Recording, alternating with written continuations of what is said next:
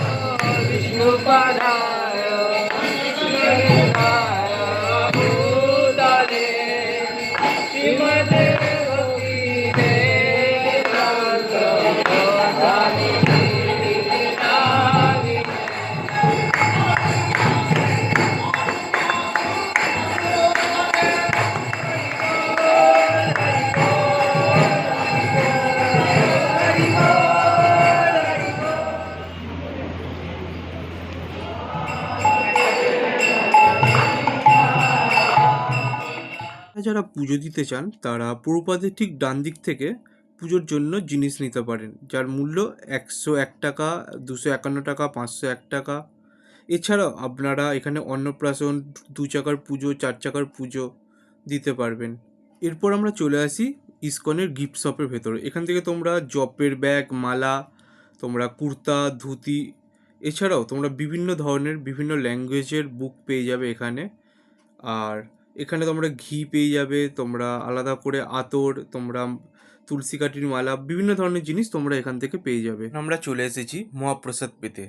ISKCON কলকাতাতে আপনারা 3 বেলাই মহাপ্রসাদ পেতে পারেন, সকালে, দুপুরে এবং রাতে। ব্রেকফাস্ট এবং ডিনারের কুপনের মূল্য হচ্ছে 50 টাকা, ও লাঞ্চের মহাপ্রসাদের কুপন প্রাইস হচ্ছে 100 টাকা। এছাড়াও ফ্রিতে রোজ সন্ধেবেলা 7:30 ও 8:30টায় মন্দিরের বাইরে মহাপ্রসাদ দেওয়া হয়। করে আমরা চলে এলাম গোবিন্দাসে একটু মিষ্টিমুখ করার জন্য। তো খেতে খেতে বলি, মন্দির খোলা থাকে ভোর 4:30 থেকে 5:30 মঙ্গল আরতির সময়। এছাড়া তারপর 7:30 থেকে দুপুর 1টা অবধি মন্দির খোলা রয়েছে, এবং আবার বিকেল 4টে থেকে রাত 8:30 অবধি মন্দির খোলা থাকবে। আপনারা যখন আসবেন তো এই সময়ের মধ্যেই আসার চেষ্টা করবেন। তো চলো আজকের ভিডিওটা এখানেই শেষ করছি। ভিডিওটা ভালো লাগলে অবশ্যই একটা লাইক কমেন্ট করে দিও, আর নতুন হলে চ্যানেলটিকে অবশ্যই সাবস্ক্রাইব করে দিও। আর যেহেতু এটা নতুন চ্যানেল, তো একটু বেশি করে তোমরা শেয়ার করে দিও। তো চলো টাটা, আবার দেখা হবে পরের ভিডিওতে।